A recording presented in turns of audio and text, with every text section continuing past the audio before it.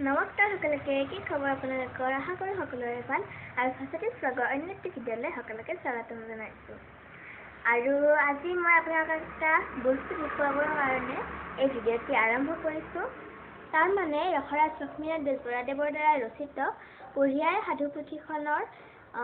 সৰবজান নামৰ এটি সাধুকথা নাটকৰ ৰূপ দিয়া হৈছিল নলবাৰীৰ নাট্য মন্দিৰৰ মঞ্চত তো তাতে এটি সৰু চৰিত্ৰত মই অভিনয় কৰিছিলোঁ আৰু মোৰ দাদা অৰ্থাৎ জেঠিমাৰ ল'ৰায়ো তাত টেকেলাৰ ৰূপত অভিনয় কৰিছিল তো তাৰে কিছু অংশ মই ভিডিঅ' কৰি আনিছিলোঁ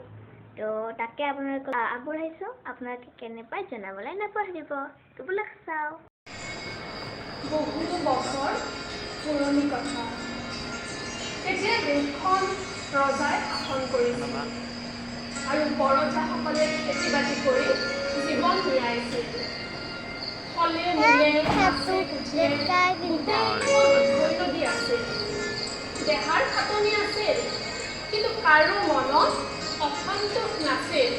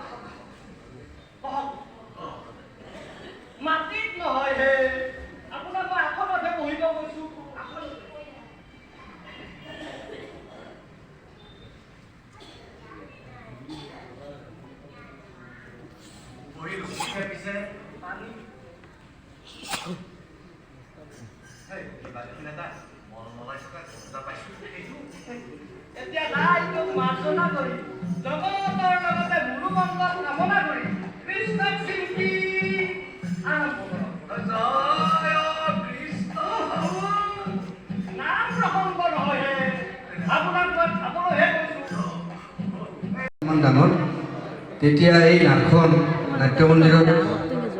অতি সফলতাৰে মঞ্চস্থ হৈছিল আৰু নাটখন দূৰদৰ্শন যোগেও সম্প্ৰচাৰ হৈছিল এই নাটখনত নলবাৰীৰ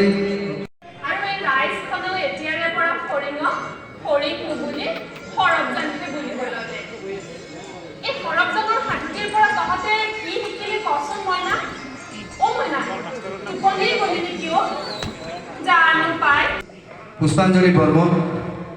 তানিষ্কা গাজী ভাস্বতী প্ৰভাত আকাশ ভৰদ্বাজ প্ৰজ্ঞান শৰ্মা